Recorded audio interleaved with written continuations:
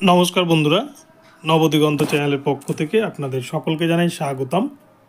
তো বন্ধুরা, এই মুহূর্তে আমি আপনাদের কলকাতা হাইকোর্টের পক্ষ থেকে আজকে প্রাইমারির যে 2014 প্রাইমারি টেটের শান্তনু সিটের যে ওএমআর ডেস্ট্রয় মামলা ছিল বিচারপতি রাজাশেখর মান্থার এজলাসে, সেখানে কি ঘটনা ঘটেছে।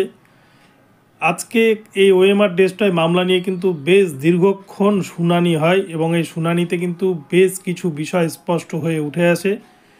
তো সেক্ষেত্রে কি কি বিষয় উঠে আসে আপনাদের সামনে বিস্তারিত আলোচনা করব এবং এছাড়াও আগামীতে ঠিক কি হতে চলেছে 42,949 প্যানেল এবং 16,500 প্যানেলের সাথে, তো আপনাদের সাথে বিস্তারিত আলোচনা করব। তো আপনারা সম্পূর্ণ ভিডিওটি স্কিপ না করে প্রথম থেকে শেষ পর্যন্ত দেখুন। আপনারা এই ভিডিওর মাধ্যমে কিন্তু অনেক ইনফরমেশন পেয়ে যাবেন। কিন্তু তার আগে বলে রাখি, যারা প্রথমবার চ্যানেলটি ভিজিট করছেন আপনারা কিন্তু অবশ্যই চ্যানেলটিকে সাবস্ক্রাইব করে নেবেন, কেননা এই ধরনের আপডেট আপনারা কিন্তু সবার আগে সবার প্রথমে একমাত্র নবদিগন্ত চ্যানেল থেকে পেয়ে যাবেন। তো চলুন বন্ধুরা, তাহলে আমরা এবারে আজকের এই আপডেটটি বিস্তারিত দেখে নিই। বন্ধুরা, আমি আজকে সকালেই কিন্তু ভিডিও দিয়ে বলেছিলাম যে আজকে কলকাতা হাইকোর্টের একটা ঐতিহাসিক দিন, নতুন অধ্যায়ের সূচনা করতে চলেছে এবং সেক্ষেত্রে আজকে দুটি ভীষণ গুরুত্বপূর্ণ দুটি মামলা উঠতে চলেছে কলকাতা হাইকোর্টে। তো একটি রায় কিন্তু ঘোষণা হয়ে গেছে, যেটা স্কুল সার্ভিস কমিশনের যে 23,000 প্যানেল বাতিল, এমনটা কিন্তু আপনারা প্রত্যেকেই জেনে গিয়েছেন ইতিমধ্যে। এবং এই স্কুল সার্ভিস কমিশনের আজকে বিষয়টা এতটাই হাইলাইট হয়েছে যে প্রাইমারির যে আজকে ম্যাটারটা ছিল সেটা কিন্তু কোথাও গিয়ে একটা চাপা পড়ে গিয়েছে। তো যাই হোক, প্রাইমারির এই বিষয়টা আপনাদেরকে এই মুহূর্তে জানাচ্ছি আমি।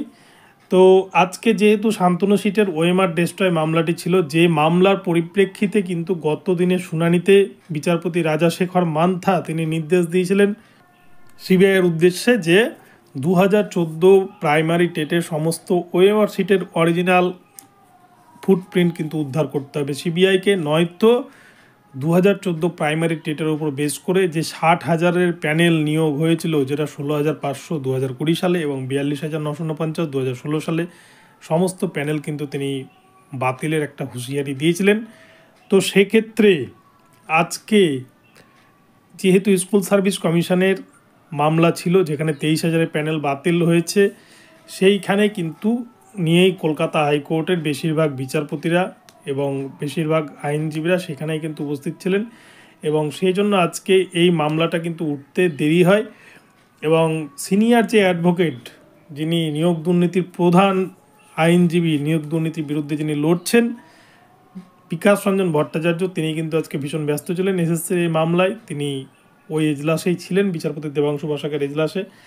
ফলে আজকে শান্তনু সিটের যিনি অ্যাডভোকেট দেবাংশু বসাক, তিনি আজকে প্রথমে মামলাটি শুরু করেন এবং তার ঠিক কিছুক্ষণ পরেই কিন্তু আইনজীবী বিকাশ রঞ্জন ভট্টাচার্য তিনি এজলাসে প্রবেশ করেন এবং তিনি এজলাসে প্রবেশ করার পর তিনি বিচারপতি রাজাশেখর মান্থাকে এমন কিছু রিপোর্ট পেশ করেন যেগুলো দেখে কিন্তু বিচারপতি রাজাশেখর মান্থা প্রাইমারি বোর্ডের প্রতি ভীষণ ক্রুদ্ধ হন এবং তিনি কিন্তু চমকে ওঠেন যে কী ধরনের দুর্নীতি হয়েছে। তো এইসব সমস্ত দুর্নীতি দেখার পরে প্রাইমারি বোর্ডের তরফ থেকে যিনি অ্যাডভোকেট ছিলেন, তাকে এই প্রসঙ্গে বোর্ডের কি বক্তব্য জানতে যান বিচারপতি রাজাশেখর মান্থা এবং তাদের যে হলফনামা দেওয়ার কথা ছিল সেই প্রসঙ্গে জানতে চান। তো সেই বিষয়ে কিন্তু বোর্ডের যিনি আইনজীবী রয়েছেন তিনি আদালতের কাছ থেকে সময় চেয়ে নেন। তিনি বলেন যে আমাদেরকে কিছুদিন সময় দেওয়া হোক, তাহলে আমরা কিন্তু আমাদের কিছু বলার আছে এই বিষয়ে। তো এই প্রসঙ্গে বিচারপতি রাজাশেখর মান্থা তিনি আইনজীবী বিকাশ রঞ্জন ভট্টাচার্যের কাছে জানতে চান যে তাদের কি বক্তব্য। তো এ প্রসঙ্গে আইনজীবী বিকাশ রঞ্জন ভট্টাচার্য বলে যে হ্যাঁ, সময়সীমা সময় দেওয়া যেতেই পারে, কিন্তু সেটা কিন্তু লিমিটেড সময়ের মধ্যে, কেননা সময় না দিলে এটা কিন্তু হাইকোর্ট থেকে যা রায় দিবে সেটা কিন্তু ডিভিশন বেঞ্চ বা সুপ্রিম কোর্টে গিয়ে তখন কিন্তু একতরফা রায় হয়েছে বলে কিন্তু দাবি জানাবেন বিরোধী পক্ষ। তাই এখানে কিন্তু সময় দিতেই পারেন, কিন্তু লিমিটেড সময় দিন। তো এই প্রসঙ্গে কিন্তু পর্ষদের তরফ থেকে জানানো হয় যে না, লিমিটেড সময় দিলে হবে না, যে আমাদের এখানে বেশি সময়ের প্রয়োজন, যেহেতু আমাদের পর্ষদের নতুন নতুন সবাই চাকরিতে ঢুকেছে, পুরনো যারা ছিল সকলে রিটায়ার করেছে। তো এই প্রসঙ্গে কিন্তু বিচারপতি রাজাশেখর মান্থা তিনি ভীষণ রেগে যান। তিনি বলেন যে যদি পর্ষদ না চালাতে পারেন, যারা কাজে ঢুকেছে তারা যদি পর্ষদ সম্বন্ধে ওয়াকিবহল না হয় কাজে, তাহলে আপনারা ওদেরকে ইস্তফা দিতে বলুন এবং নতুন কর্মী নিয়োগ করুন, এই ধরনের মন্তব্য করেন। এবং এরপরেই কিন্তু পর্ষদের তরফ থেকে আবারও বলা হয় যে বেশ কিছুদিন সময় যেন দেওয়া হয়। তো পর্ষদকে কিন্তু বিচারপতি রাজাশেখর মান্থা একটা লিমিটেড সময় বেঁধে দিয়েছেন এবং এই মামলাটিকে নেক্সট 30 তারিখে রেখেছেন বিচারপতি রাজাশেখর মান্থা। ওই দিনই কিন্তু পর্ষদ যা হলফনামা দিবে এবং সিবিআইয়ের যা হলফনামা তার উপর ডিপেন্ড করেই কিন্তু এই মামলার গতি প্রকৃতি এবং শুনানি হতে চলেছে। ফলে আগামীতে কি হতে চলেছে তা কিন্তু বোঝা মুশকিল।